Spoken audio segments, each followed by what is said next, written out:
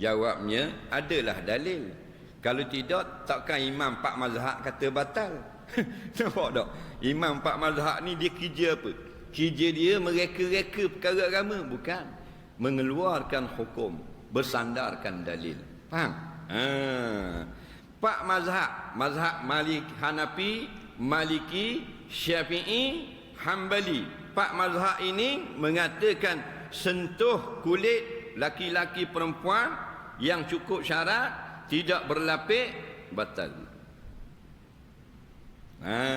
Itu cerita dia. Faham? Bukan 4 orang ustaz, 4 orang imam mazhab. Faham?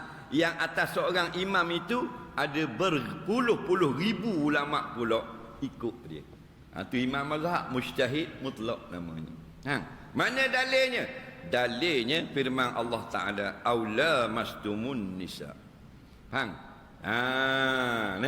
Jadi batal wuduk kamu keluar dari, kalau kamu apa? Kalau kamu keluar daripada tandas kecing berak. Auja ahadum minal ghaid, ataupun kamu keluar daripada tandas, maksudnya berak kecing, batal wuduk. Siapa pada Allah kata aula mastumun nisa, atau kamu bersentuh dengan wanita. Dalil tak tu? Itulah dalilnya ayat Quran. Faham lagi? Cuma mazhab Syafi'i saja dengan itlaq.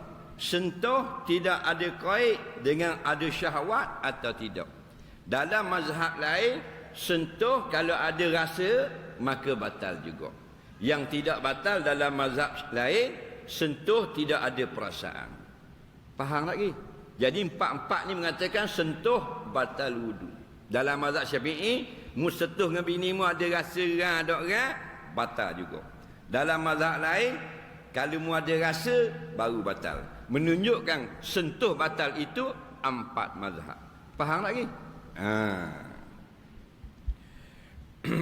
Dah rasa ke mana ustaz? Rasa gini ya. Cuma salang ngemok mu.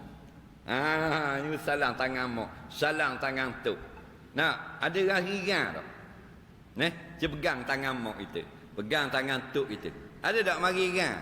Kalau ada kau berat nenang.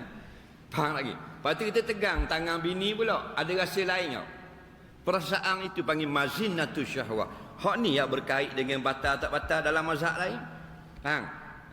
Jadi mu pegang, ada rasa kelainan, itu dipanggil batal. Walaupun dalam mazhab lain.